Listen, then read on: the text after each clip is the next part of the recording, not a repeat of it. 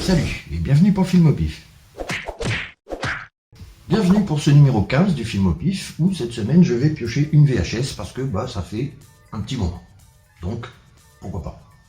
Mais avant de piocher deux petites choses dont je voudrais vous parler, d'abord je voudrais vous reparler vite fait des épisodes spécial crossover parce que à la demande générale de moi-même, je suis en mesure de vous annoncer que le prochain épisode sera certainement encore un crossover. Donc je rappelle le concept où je pioche deux films complètement au hasard, encore une fois, et j'essaye de voir si on peut les mélanger et en faire un seul film complètement barré.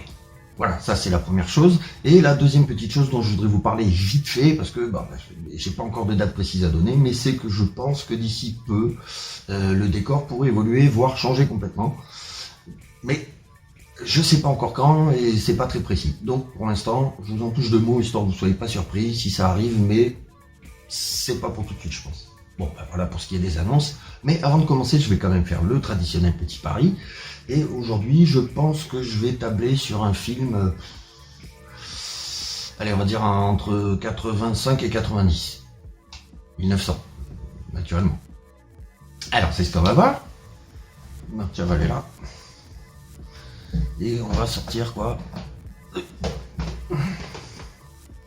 Argent comptant. Ou pas content, c'est pareil. Alors, argent comptant, ou money talks en anglais. Déjà, j'ai perdu mon pari parce que c'est un film de 97 ou 18, je crois. Donc, je vais vous dire ça tout de suite. 97, ouais, c'est ça. Donc, j'ai perdu mon pari, quoi. Alors, c'est un film américain de Brett Ratner. Alors, je sais qu'il y a beaucoup de gens qui ne l'aiment pas, Brett Ratner, surtout depuis qu'il a commis X-Men 3, l'affrontement final, que peu de gens ont apprécié, il faut bien le dire. C'est-à-dire qu'à la base, il devait être sur le projet Superman Returns et Bryan Singer devait rester sur la franchise des X-Men, mais il se trouve que Bryan Singer étant un passionné de Superman avant tout, ils ont échangé leur rôle finalement. Je ne sais pas comment ça s'est goupillé l'histoire, mais ils ont interverti. Donc Brett Ratner s'est retrouvé rattaché à X-Men 3 qu'il n'avait pas entrepris de mettre en chantier, qu'il n'avait même pas commencé la franchise ni rien du tout, pour se voir souffler sa place sur Superman Returns par Bryan Singer, qui a fait un travail correct, mais peut-être un peu trop en hommage à la version des années 70, quoi. Parce qu'il n'a pas trop marché non plus, Superman Returns. Bref. Revenons à Brett Ratner et revenons à Argent comptant, parce que c'est le film qui nous intéresse aujourd'hui. Et Argent comptant, c'est la première collaboration, je crois, il me semble en tout cas, entre Brett Ratner et Chris Tucker. Chris Tucker qui commençait à devenir une star assez importante au cinéma à ce moment-là, puisqu'on venait de le voir dans le 5e élément et on venait de le voir dans Jackie Brown. Ce qui fait que ça avait commencé à le propulser un petit peu devant les caméras à l'international, j'entends, parce qu'il avait quand même déjà fait quelques trucs avant, dont Friday. Mais là, carrière internationale. Will Smith étant en plus, à ce moment-là, un petit peu en retrait par rapport aux films qu'il venait de faire avant, comme Bad Boys et Independence Day, Men in Black et tout. On le voyait un poil moins à ce moment-là, ce qui fait que, on va dire, Chris Tucker a surfé sur le créneau, quoi. Il a pris la bonne vague et il s'est infiltré et on va dire qu'il a remplacé Will Smith, mais j'imagine qu'il a dû avoir quelques rôles qu'on a dû proposer à Will Smith juste avant. Cela dit, j'en sais strictement rien du tout. Je ne fais que spéculer. Quoi qu'il en soit, on trouve Chris Tucker dans un film de Brett Ratner, et ce, juste avant le carton international qu'ont pu être Rush Hour 1 et 2. Puisque c'était aussi avec Chris Tucker et Jackie Chan.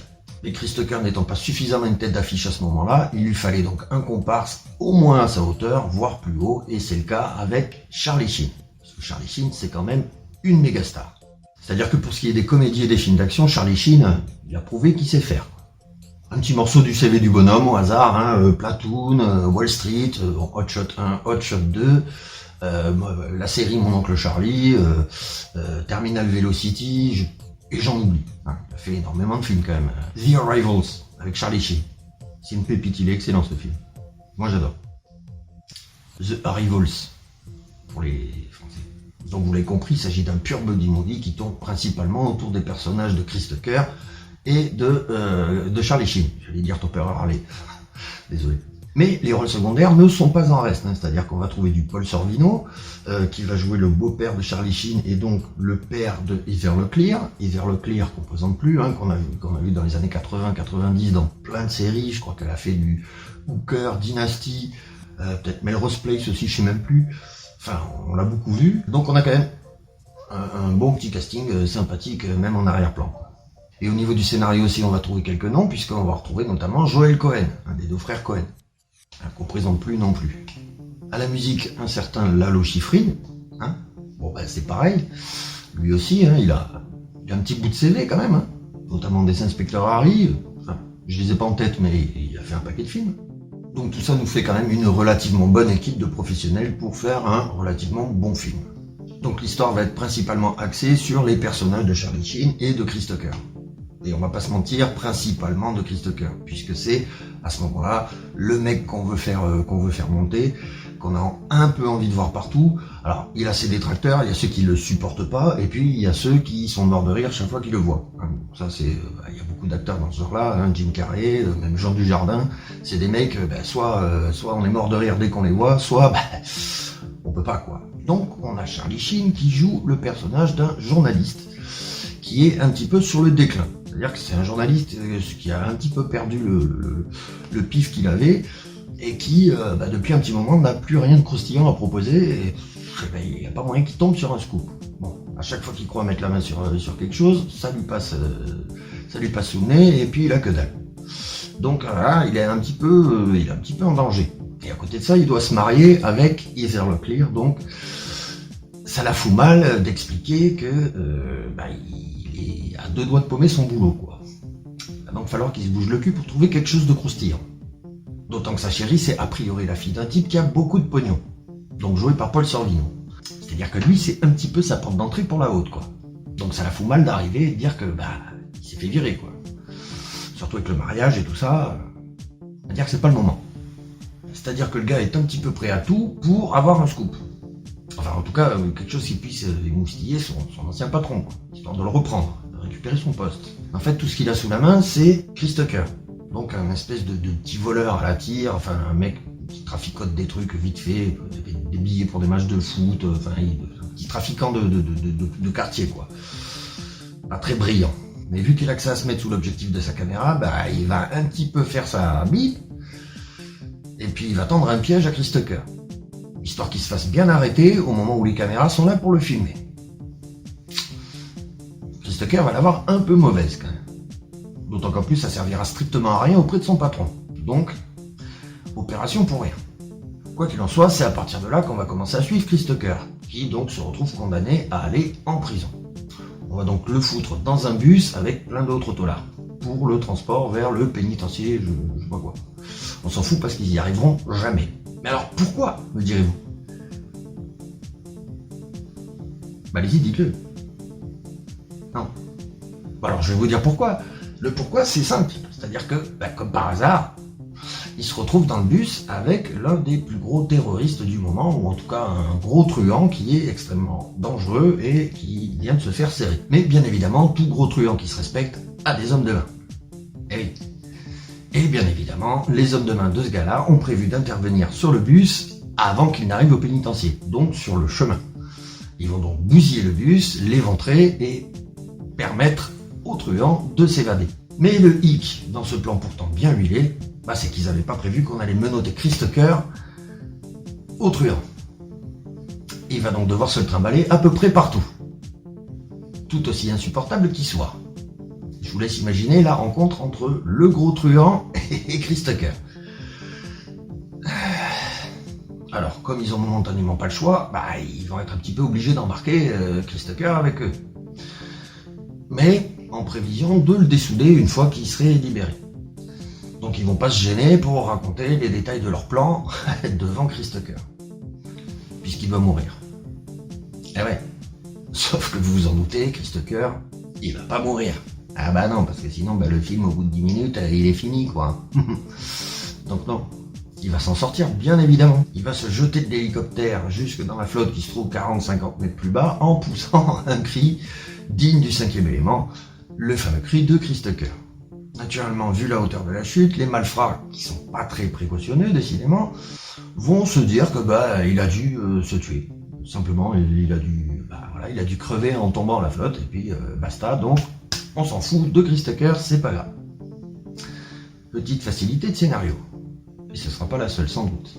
Mais comme Tucker s'en est sorti, et qui faisait partie du convoi, et qui fait donc partie de ceux qui sont activement recherchés par la police, eh ben, il va pas avoir d'autre choix que de rappeler Charlie Sheen, puisque c'est lui qui l'a mis dans la merde, eh ben, il va lui proposer de l'en sortir.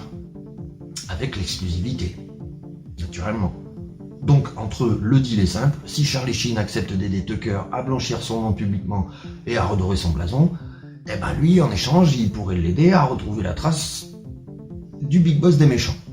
C'est-à-dire le type avec qui il s'est évadé, quoi. Vu qu'il a entendu un petit peu tout ce qui s'est passé et tous les plans qu'il prévoit de faire et tout le machin, il y a une histoire de diamant à la clé et tout ça, il sait quelques trucs que Charlie Sheen aimerait bien savoir. Et qui pourrait l'aider à redevenir le journaliste number one. Et en tout bon journaliste qu'il est, il peut pas refuser un tel deal.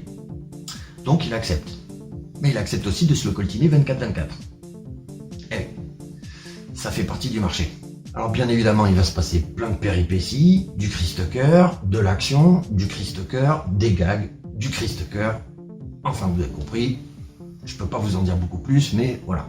C'est-à-dire simplement, c'est le genre de film à la Eddie Murphy un peu, pour résumer. Donc comédie d'action policière, plutôt pas trop mal réalisée, même s'il y a pas mal de facilité dans le scénario. Voilà, bon, je trouve que les méchants, ils sont un peu... voilà, bon, en plus ils sont français, quoi, alors ils auraient pu essayer de nous faire un peu plus honneur. Là, c'est vraiment des losers. En tout cas, tout le monde fait de son mieux pour qu'on passe un bon moment, et le résultat, finalement, c'est assez proche de ce que donne Rush Hour, en termes d'ambiance, sauf que à la place de Jackie Chan, on a Charlie Sheen. Il n'y a pas de karaté, mais il y a Charlie Sheen qui est très très bon, comme d'habitude. Il est impeccable, il fait des gueules de ouf, il fait du Charlie Sheen, quoi, comme on l'aime quand même.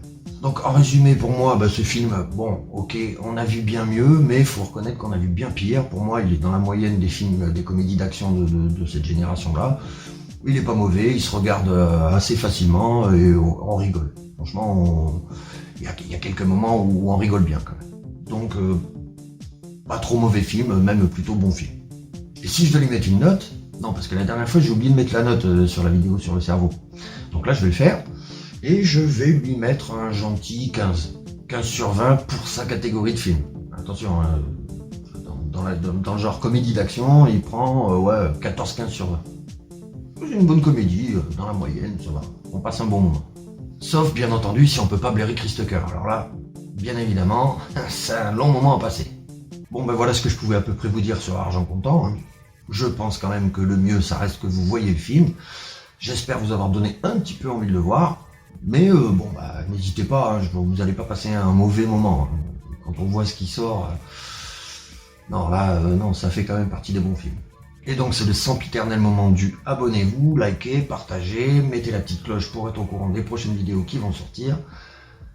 Vous connaissez quoi. Moi, je vous remercie d'avoir regardé cette vidéo en entier pour ceux qui l'ont fait. Je vous remercie que vous êtes abonnés pour ceux qui l'ont fait. Et j'encourage tous ceux qui ne l'ont pas fait à le faire. Vous êtes les bienvenus sur la chaîne. Et j'espère que les différents formats sauront vous amuser. N'hésitez pas à dire dans les commentaires, à donner vos impressions sur les vidéos, sur les formats, ce qu'il faut changer, ce qu'il faut rallonger, ce qu'il faut raccourcir. Tout ça. Et puis sur ce, il me reste à vous dire à bientôt pour un prochain épisode du Film au Pif. Salut!